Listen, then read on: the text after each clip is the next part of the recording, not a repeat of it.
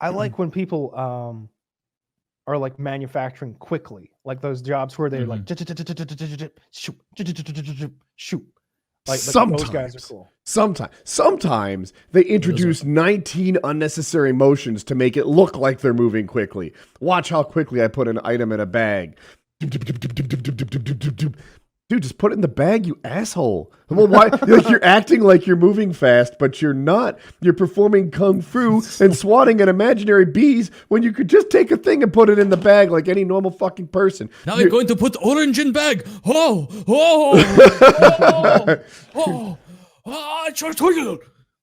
like, you just put it in there. I mean, you know who's the guiltiest of that? Hibachi chefs. I know it's not nearly as hard to crack that fucking egg, prick. make my fried rice. You know who I want to fight? I want to get into fist fights with everyone who hands you an ice cream cone and then pulls it out the top. Like that whole scene. You thought you got the ice cream you paid for? You look like a fool. You look like a fool again. Be like, here's your $5 and I'm going to that other guy's ice cream stand. No, thank you. I straight up want to walk away before the sale is made. Because no, it's all in good fun. That would have been a fun little thing to see. I like the hibachi guys, like especially if I like them, but do you think it's as hard as they're making every time? When you're chopping up the chicken, you don't need to go ding, ding, ding, ding, ding. Like sometimes they're just hitting the table with a spatula, making noise. You know, yes. But I like when they juggle the egg with the spatula, when they're like flicking it and catching it over and over. Put it in their hat. Yeah, and then finally they flick it and then turn the spatula sideways so it lands and cracks the egg, and the egg spills out on the thing. And then they flick the shell away and start making your fried rice. I like it. So the fried rice they make is the best fried rice ever. Always. There's so much oil in that. Don't try to flick any food at me though. I'm not part of your show. Oh, I'm all about the food flicking. I have the best time. I don't get why everybody at the hibachi place is so shy about trying to catch food. It's fun. It's a fun little. You're an easy fucking target. They see you coming, they're like, "Ooh, I'm gonna try out some new move tonight." Today is the day I finally beat the Yoshi's record. No, sir, over here. You sit in the close diagonal chair. Do you like very small pieces of shrimp? You know what I don't like when they like. I walk in and they want to like pour alcohol down my throat from 9 feet away. Like, no, I don't want this at all. I don't want alcohol on my shirt. I don't want it in my mouth. What is it? It's alcohol. Some of the stuff they do is alcohol. Like when they're doing the onion thing and making the volcano out of it. That's like some kind of Everclear or vodka or something. Because I remember when I was like 16, I was watching that happen like at a friend's birthday party at Hibachi. And I was like, what is that? And he was like, alcohol. I was like, no, it's not. And he's like, open. And he did, and he gave me like a shot and a half worth of whatever that was, and I was like 16. I'm like, he's right, guys. It's out. This 42-year-old Asian gentleman wasn't joking. Yeah, to defy me. Now you get less shrimp than the rest. That's the other thing, though. They always get the portions right. Like there'll be 8 people and they'll have a huge pile of rice, and by the time they're done, everybody has the exact same amount.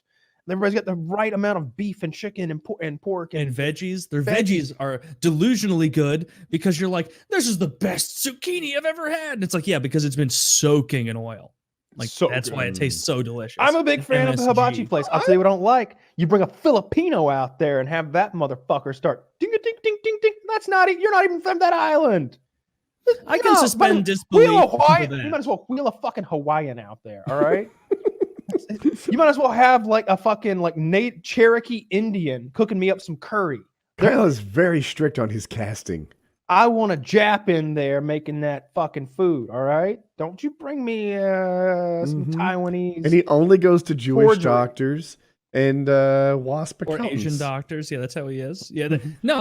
I'll suspend disbelief for a Filipino person or a Chinese person, but you bring a white guy or a black guy out there, that's not why I'm paying for the experience. Hi, I'm Brent.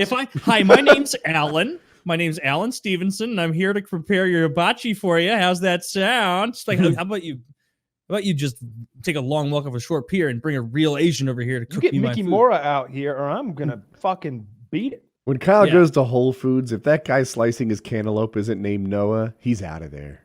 Yeah, I won't have that either. If I go to some like legit French restaurant and I found out they just named a Chinese guy Pierre to fool me, so they could say, "Oh, this is made by Pierre Levenson," like all their weird sounds in their names. Like I wouldn't like that.